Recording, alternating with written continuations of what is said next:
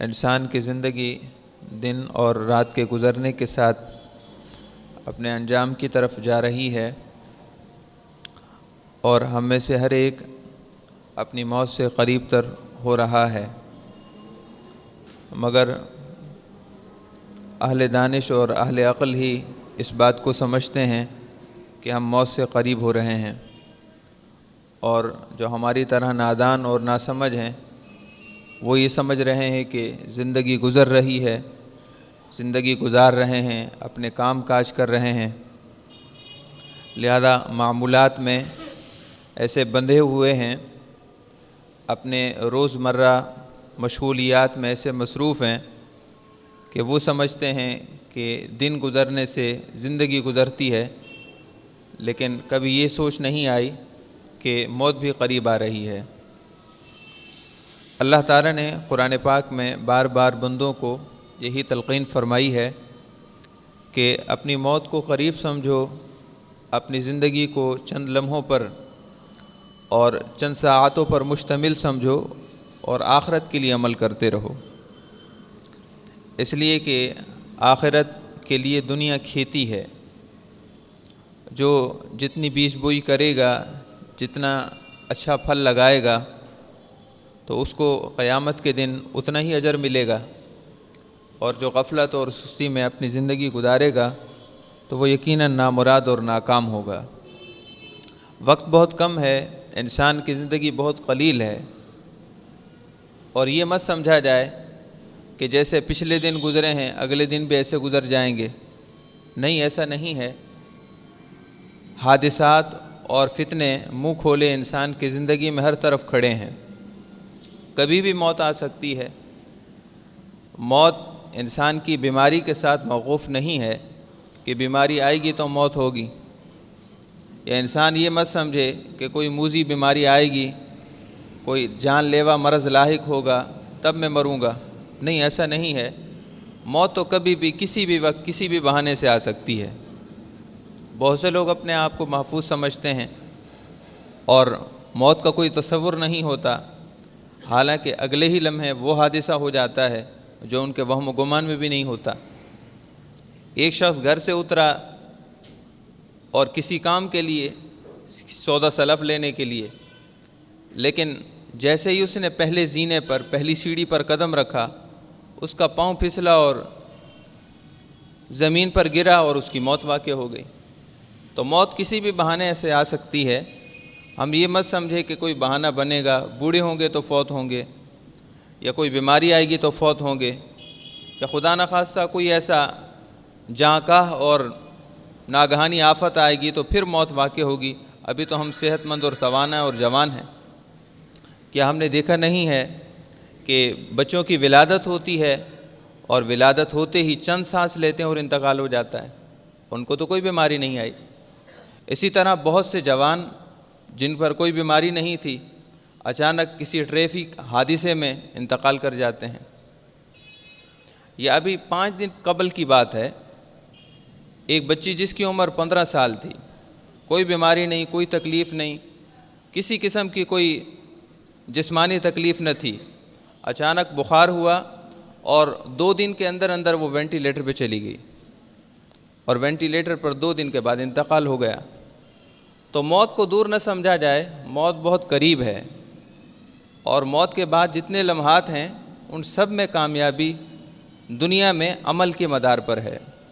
جس کا دنیا میں عمل اچھا ہے تو وہ آخرت میں پرسکون ہوگا، اور جس کا دنیا میں عمل برا ہے وہ آخرت میں نقصان دہ ہوگا۔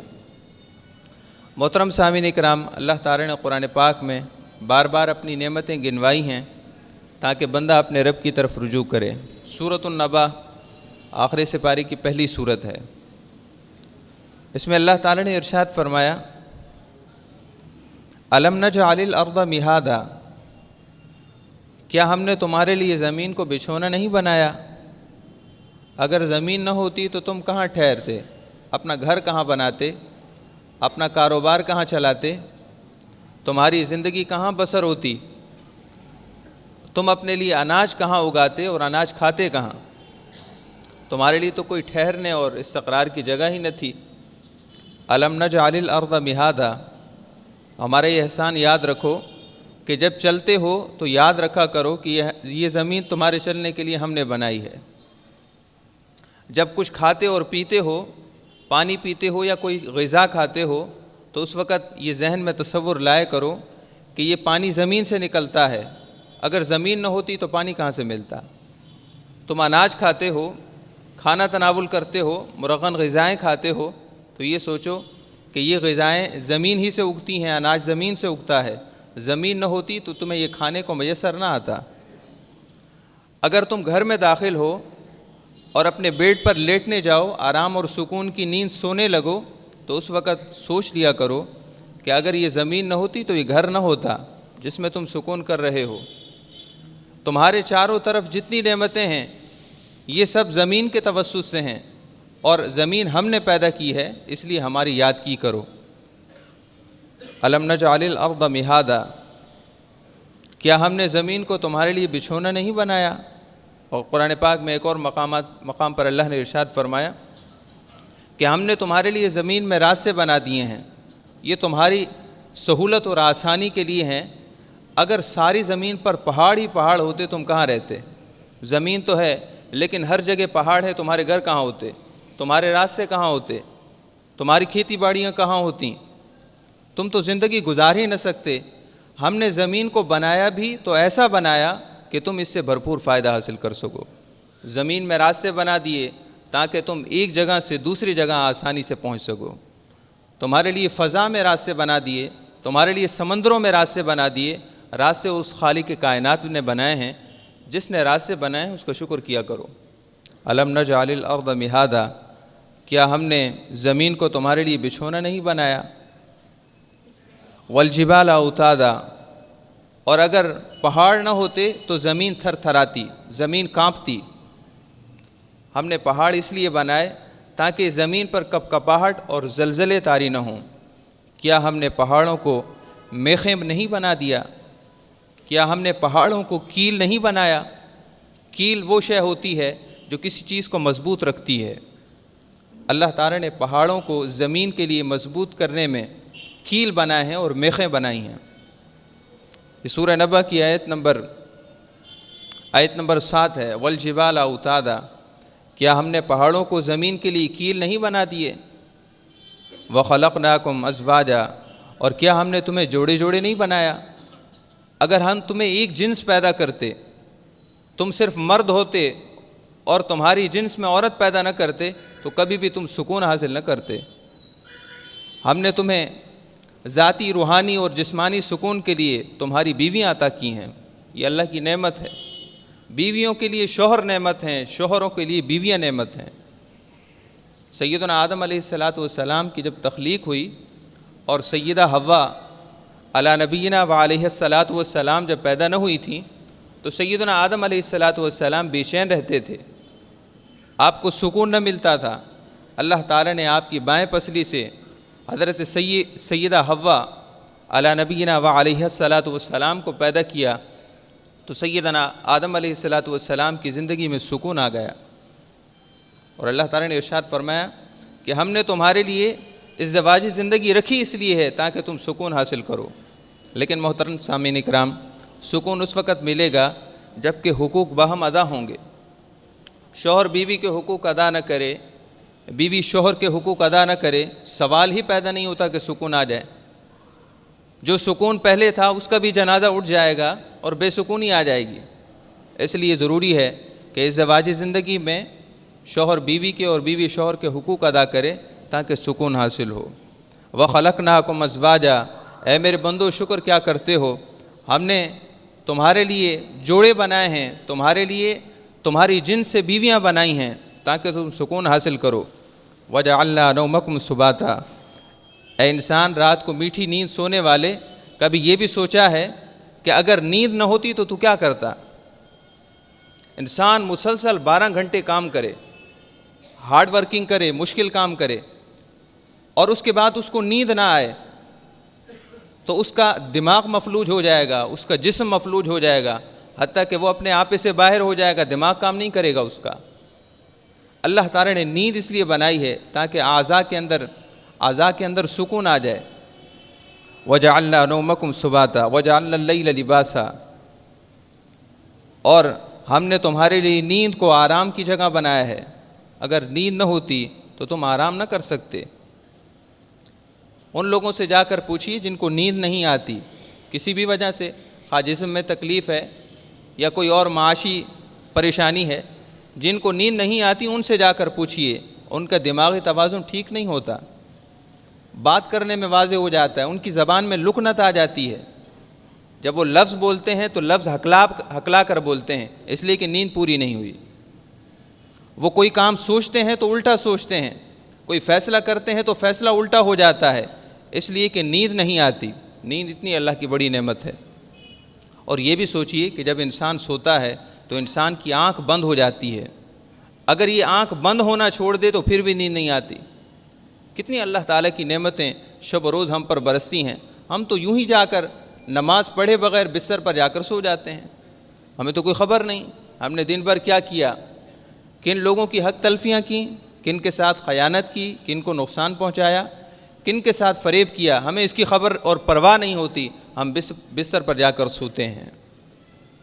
اے رات کو سکون کی نیند سونے والے، کبھی تو نے یہ سوچا ہے کہ دن کو کتنے لوگوں کو تو نے بے سکون کیا؟ لوگوں کو بے سکون کرتا ہے، پھر بھی تیرا رب تجھ پر کتنا مہربان ہے کہ سکون کی نیند پھر بھی وہ تجھے دیتا ہے، لیکن یہ ایک وقت تک کے لیے ہے۔ جب تیرا جرم حد سے بڑھے گا اور تیری بغاوت اور سرکشی اپنی حدوں کو چھوئے گی تو اللہ تعالیٰ تیری سکون کی نیند چھین لے گا۔ کوئی بھی سبب بنا دے، کچھ بھی ہو جائے، تیرے مال میں خسارہ آئے، تیری اولاد میں نقصان ہو، تیری صحت میں نقصان ہو، کوئی بھی سبب بنے، اللہ تجھ سے سکون چھین لے گا، اس لیے کہ تو لوگوں کا سکون چھینتا ہے۔ تجھے پرواہ نہیں، لوگوں کا سکون چھین کر تو خود سکون حاصل کرتا ہے، لیکن یہ ہر وقت نہیں ہے، ایک وقت تک کے لیے ہے۔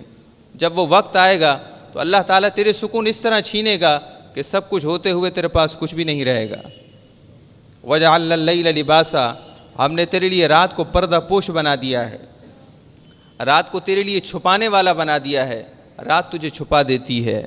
وَجَعَلْنَا النَّهَارَ مَعَاشًا، ہم نے تیرے دن کو تیرے لیے روزگار بنایا۔ یہ مت سمجھا کریں کہ ہماری دکان اچھی جگہ پر ہے، بالکل اچھے موقع پر ہے، اس لیے ہماری خرید و فروخت زیادہ ہوتی ہے، یہ مسئلہ نہیں ہے۔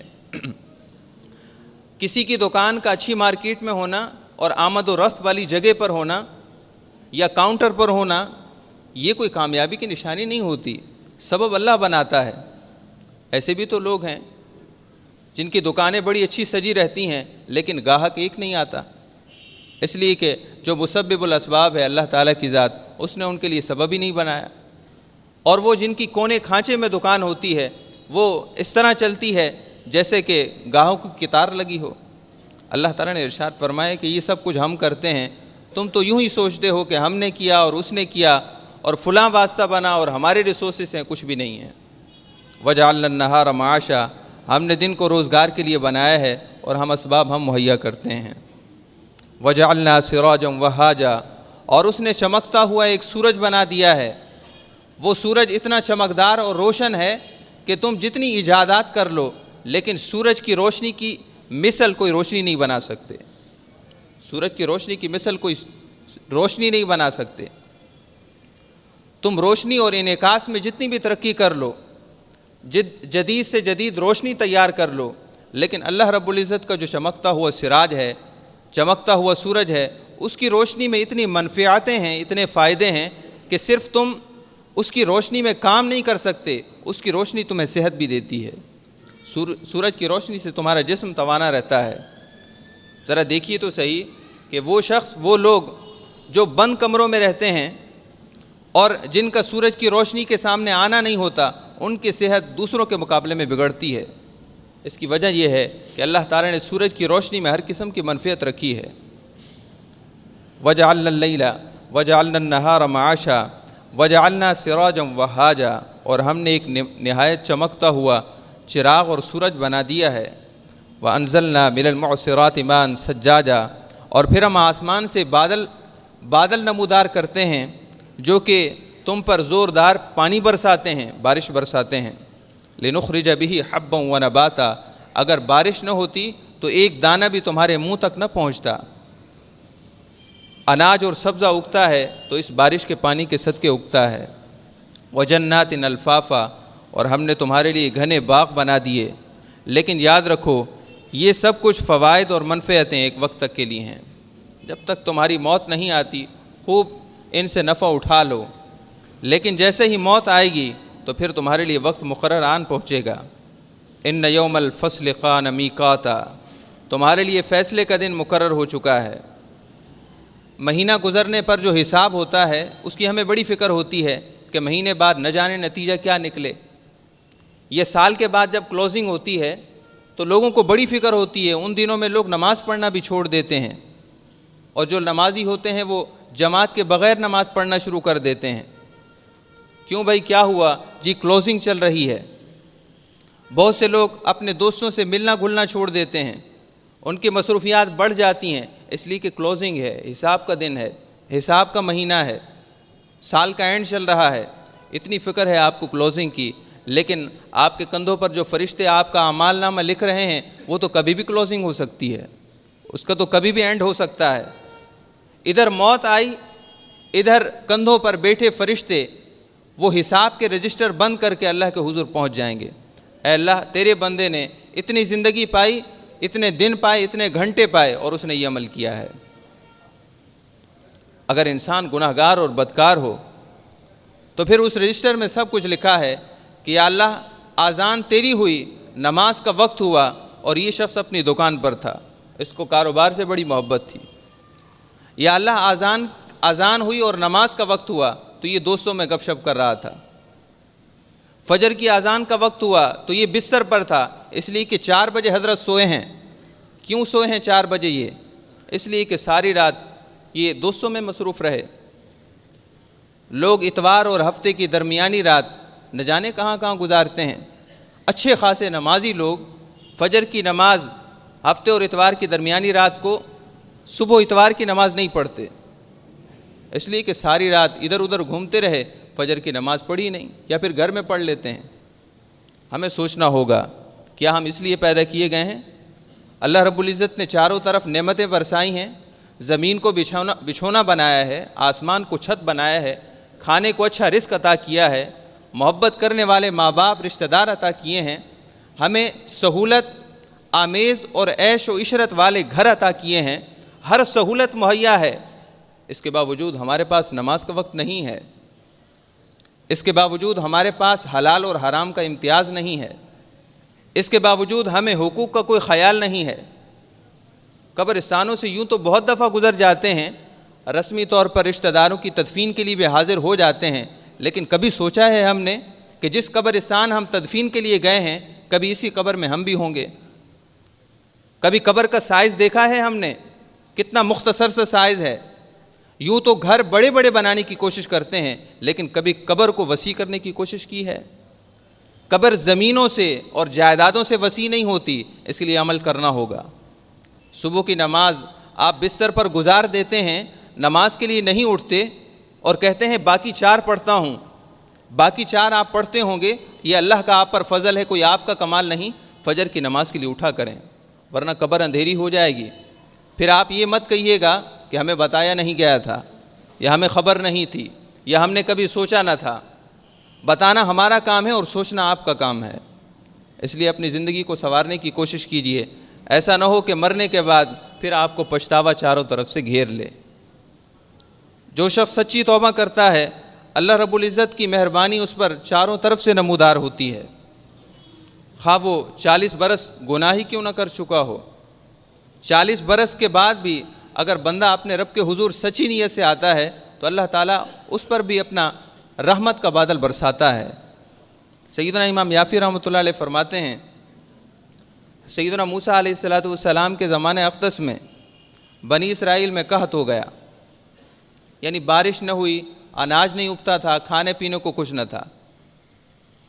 بنی اسرائیل کے چیدہ افراد سیدنا موسیٰ علیہ السلام کے پاس حاضر ہوئے، کہنے لگے یا نبی اللہ ادع لنا ربک ان یسقینا الغیث، اے اللہ کے نبی اپنے رب کے حضور آپ کا بڑا مرتبہ ہے، دعا تو ہم بھی کر سکتے ہیں، لیکن آپ اللہ کے ہاں وجی ہیں، مرتبے والے ہیں. آپ دعا کیجئے، آپ کی دعا کے صدقے بارش نازل ہو جائے. سیدنا موسیٰ علیہ السلام نے فرمایا چلو باہر شہر سے نکل کر باہر میدان میں دھوپ میں جمع ہوتے ہیں، اپنے جانوروں کو بھی لے جاؤ، بچوں کو بھی لے جاؤ، بوڑھوں کو بھی لے جاؤ، سارے جمع ہوتے ہیں. اللہ تعالیٰ ہم سب کی حاضری کے صدقے اور بوڑھوں اور بچوں کے صدقے اور جانوروں کے صدقے بارش اتار دے. سب میدان میں جمع ہوئے. سیدنا امام یافی فرماتے ہیں وَهُمْ 70 ألفاً أو يزيدون، 70,000 سے زائد لوگ تھے، 70,000 سے زائد لوگ تھے جو بارش کی طلب کے لیے موسیٰ علیہ السلام کی سنگت میں جمع ہوئے.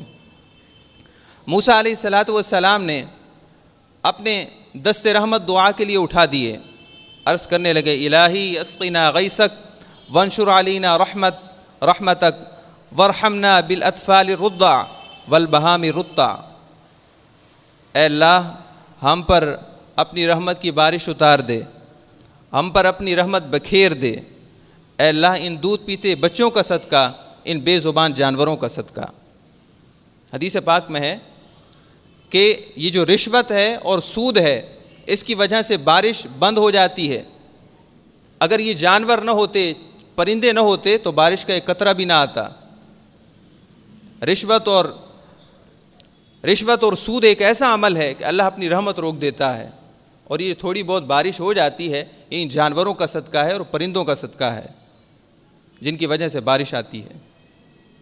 تو عرض گزار ہوئے یا اللہ ان دودھ پیتے بچوں اور بے زبان جانوروں کا صدقہ بارش اتار دے. آپ کے دعا کرنے کے بعد گرمی زیادہ ہو گئی. فما زادت السماء الا سہوا ولا الشمس الا حرا. آسمان کا مطلع مزید صاف ہو گیا، جو تھوڑے بہت بادل تھے وہ بھی ختم ہو گئے. سورج کی گرمی جو پہلے تھی وہ مزید زیادہ ہو گئی، گرمی اور زیادہ آنے لگی. سیدنا موسیٰ علیہ السلام رونے لگے، عرض گزار ہوئے یا اللہ اگر میرا مرتبہ تیرے نزدیک کم ہو گیا ہے تو انا اسألک بجاہ النبی الامی محمد الذی تبعثہ فی آخر الزمان اسقنا. یا اللہ اس نبی آخر الزمان جن کو تو آخر میں مبعوث فرمائے گا، جو تیرے محبوب ہیں، جو تیرے مطلوب ہیں، یا اللہ ان کا صدقہ بارش اتار دے. اللہ تعالیٰ نے وحج فرمائی اے موسیٰ، اے پیارے موسیٰ علیہ السلام، آپ رنجیدہ خاطر نہ ہوں، آپ کا مرتبہ جو میرے نزدیک ہے وہ اسی طرح ہے، آپ میرے نزدیک وجی ہیں. وَكَانَ عِندَ اللَّهِ وَجِيهًا. اللہ کا قرآن یہ کہتا ہے موسیٰ علیہ السلام اللہ کے ہاں بڑے معزز ہیں، آپ کی بڑی عزت ہے، آپ کا بڑا وقار ہے، اللہ کے ہاں آپ کا بڑا پاس اور لحاظ ہے.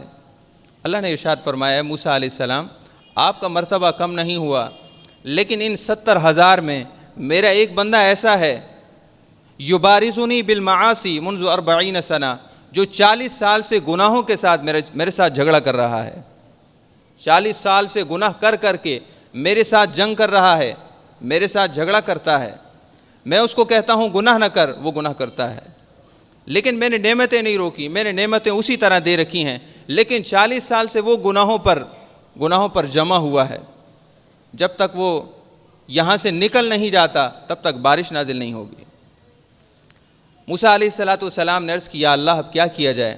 اللہ تعالیٰ نے ارشاد فرمایا کہ آپ ندا کرا دیں کہ وہ جو بندہ ہے وہ نکل جائے.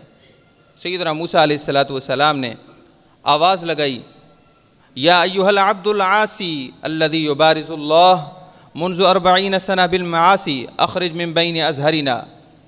اے وہ شخص جو 40 سال سے گناہوں کے مرض میں مبتلا ہے اور اللہ تعالیٰ کے ساتھ گناہوں کے ذریعے جنگ کر رہا ہے، وہ ہمارے درمیان سے نکل جائے. اس کی وجہ سے بارش نازل نہیں ہوتی.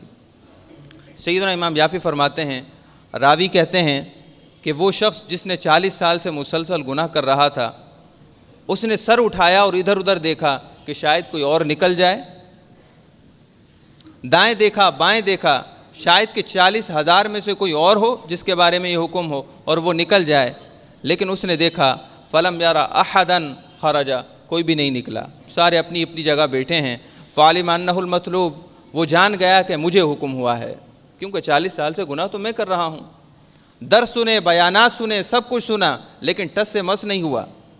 کاروبار وہی ہے، معاملہ وہی ہے، پروسیجر وہی ہے. جو بھی باتیں اور احکامات سنتے ہیں اپنے پڑوس والوں کے لیے، بات ہوتی ہے کہ ایسا نہ کر، ہاں تو یہ اس کے لیے ہے، وہ ایسا کر رہا ہے، ہم بھی تو گناہ گار ہیں، ہمارے اندر بھی تو خرابیاں ہیں۔ اس نے جان لیا کہ مجھے حکم ہے، اس نے اپنی چادر میں منہ چھپا لیا اور زار و قطار رونے لگا۔ اپنی چادر میں منہ چھپا کر زور زور سے رونے لگا اور عرض کرنے لگا، الہی و سیدی، اے میرے مولا، اے میرے آقا، عصیتک 40 سنہ، میں نے 40 سال سے تیری نافرمانی کی، امہلتنی، پھر بھی تو نے مجھے مہلت دی۔ اللہ تو نے مجھ پر عذاب نازل نہیں کیا، پھر بھی تو نے اپنی رحمت کی چادر، عافیت کی چادر، ستاریت کی چادر اور پردہ پوشی کی چادر مجھ پر ڈالے رکھی۔ اے اللہ آج اس وقت اتیتک طائعا فاقبلنی، میں تیرے حضور ان چند لمحوں میں توبہ کرتا ہوں، اے اللہ مجھے قبول فرما لے۔ اس کا زار و قطار رونا اور سچی توبہ کرنا اتنا منظور ہوا کہ ابھی اس کے جملے مکمل نہیں ہوئے تھے کہ آسمان پر بارش کا ایک ٹکڑا ظاہر ہوا، اور اس نے اس طرح بارش برسائی جس طرح مشق کا منہ کھولا جاتا ہے اور پانی تیزی سے بہتا ہے، اس طرح بارش نازل ہونے لگی۔ ابھی جملہ مکمل نہیں ہوا تھا۔ آپ بتائیے ان جملوں کو دیر کتنی لگتی ہے؟ الہی و سیدی عصیتک 40 سنہ وامہلتنی وقد آتیتک طائعا فاقبلنی، یہ جملہ ابھی مکمل نہیں ہوا اور بارش نازل ہونے لگی۔ سیدنا موسیٰ علیہ السلام نے عرض کی، یا اللہ ابھی تو کوئی نکلا ہی نہیں ہے تو بارش کیسے نازل ہوئی؟ اللہ تعالیٰ نے ارشاد فرمایا، موسیٰ میرا ایک بندہ تھا جس نے اسی لمحے سچی توبہ کر لی ہے، جس بندے کی وجہ سے بارش نازل نہیں ہو رہی تھی اسی بندے کی وجہ سے میں نے اتنی بارش برسا دی ہے۔ یہ جملہ قابل توجہ ہے۔ یا موسیٰ سقیتکم بالذی بہ منعتکم، جس بندے کی وجہ سے بارش نازل نہیں ہو رہی تھی اس کی سچی توبہ کی وجہ سے اب میں نے اسی کی وجہ سے بارش نازل کر دی ہے۔